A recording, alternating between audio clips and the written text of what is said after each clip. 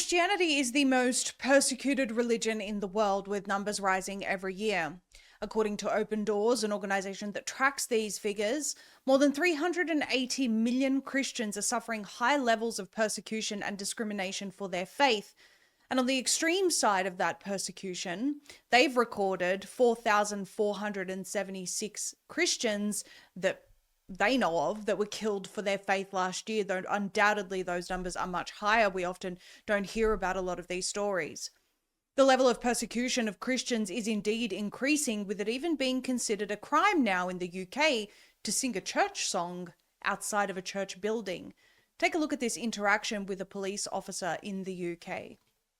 Religion you're allowed to do anywhere. No, miss, you're not allowed to sing church songs outside of church grounds, by the way. You're not allowed to sing church songs outside of church songs or church you're not allowed grounds. That's fine. That's you're fine. not allowed. She just said you're not allowed to sing church songs outside of church. Our church outside of church grounds, unless you have unless That's you've a load been of rubbish. authorized by the church to do this kind of song. He's not saying anything anymore. Are you saying that you don't care about the Human Rights Act? You're lost? Nice little Baphomet tongue she stuck out there at the end. Apparently that's appropriate behaviour from police officers. One of the places we don't often hear about, but a place that experiences extreme levels of Christian persecution, is India. This article today comes to us from Western Journal. It says new anti-conversion law in India leaves Christians vulnerable to attacks. The Indian state of Rajasthan just passed a new bill against religious conversions, prompting a renewed wave of mob attacks against Christians. The bill, known as the Rajasthan Prohibition of Unlawful Conversion of Religion Bill, was passed on September 9, according to the Christian advocacy group Open Doors. It says any voluntary conversions now require local authorities to approve them, and unauthorized conversions can produce prison sentences and the equivalent of nearly $30,000 in fines. Residents could also have their homes confiscated or demolished as a consequence of their conversions. The story gets even worse from here. The advancement of the bill has emboldened Hindu nationalist mob violence against Christians, and 5 attacks have already occurred since September 9th. Adherents to Hindutva, a political ideology centered on establishing the political dominance of Hinduism in India, broke into a church service on September 21st, accusing the pastor of forcibly converting people, according to Open Doors. They started assaulting parishioners who defended him, putting several of them in the hospital. Police then imprisoned the pastor instead of the mob. Just 3 days later, Hindu nationalists protested the Hindustan Bible Institute. They accused 2 staff members of forcibly converting people, and the staffers were detained by police. After the anti-conversion law was introduced in the state assembly, Hindutva extremists have become more active, targeting Christian gatherings and accusing pastors of false conversions. Open Doors local partner Shiv Rathod, whose name was changed for safety, recounted to the organisation. The police are under pressure from extremists to register false cases and arrest pastors and believers, he added. Members of the minority parties in Rajasthan walked out of the chamber when the anti-conversion bill was passed, but the legislation advanced anyway. With the passing of this bill, the most vulnerable are the Christians, Rathod continued. In the last 18 months, more than 150 persecution incidents have been reported in Rajasthan, where pastors have been arrested on false charges of coercive conversion, church services disrupted, and many house churches closed, he said. Christians who recant their faith and return to their ancestral religion of Hinduism will be exempted from prosecution. Christian believers are threatened to renounce their faith and return to their old religion, Rathod noted. In Israel, earlier this year, just in August, Jerusalem froze the Greek Patriarchate's finances in the latest squeeze on Holy Land Christians. This article is from religionnews.com. Essentially, the municipality is claiming that the church owes back taxes. They are the second largest landholder in Jerusalem. And of course, the Knesset actually is on the church's land and leased from the church, and they claimed that the church owed back taxes, but that's according to a new law that was imposed in 2018, which basically wanted millions of shekels in back taxes, and is a brand new law that they introduced, which never existed before. The church maintains that they've always paid their taxes. Earlier this year, according to orthochristian.com, the Ukrainian terrorist attack against Metropolitan Tikhon Shevkunov of Crimea was prevented in Moscow. According to the article, the Russian Federal Security Service, or FSB, prevented a terrorist plot against His Eminence.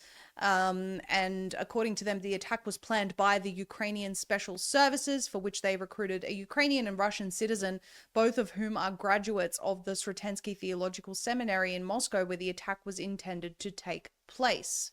Now, this is slightly older footage from 2023, but it's an example of what Christians in Ukraine have been going through, along with priests under Zelensky. Take a look.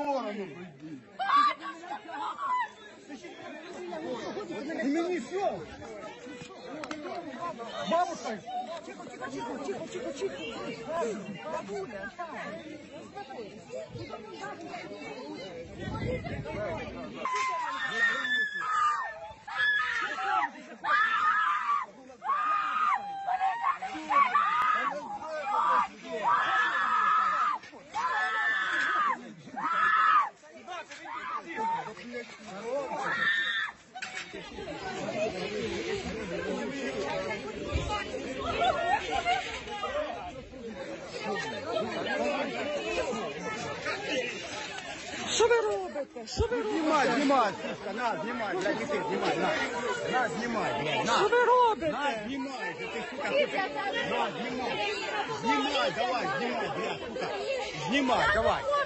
На, знімай, да. This article from concernedwomen.org paints a very brutal picture of what's happening in Nigeria. It says the silent Christian genocide in Nigeria is finally being exposed.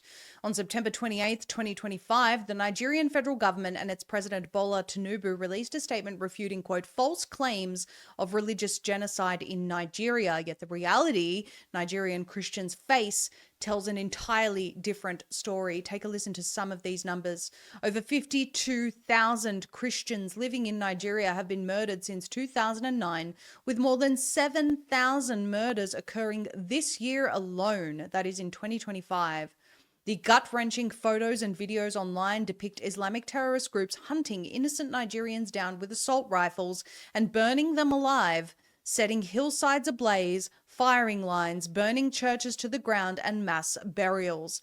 A staggering 80% of Christian deaths worldwide come from Nigeria, all for the quote-unquote crime of accepting Jesus Christ as their Lord and Savior.